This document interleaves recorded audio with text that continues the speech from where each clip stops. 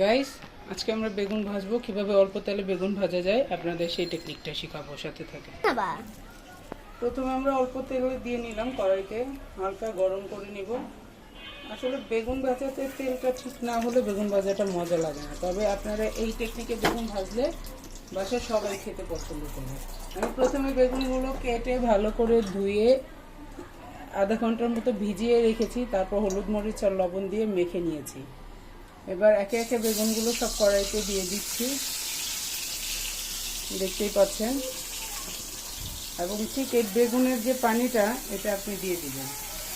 এটা দিয়ে দিলে আপনার বেগুনটা পানিতেই সিদ্ধ হয়ে যাবে, তেলটা পুরোপুরি লাগবে না।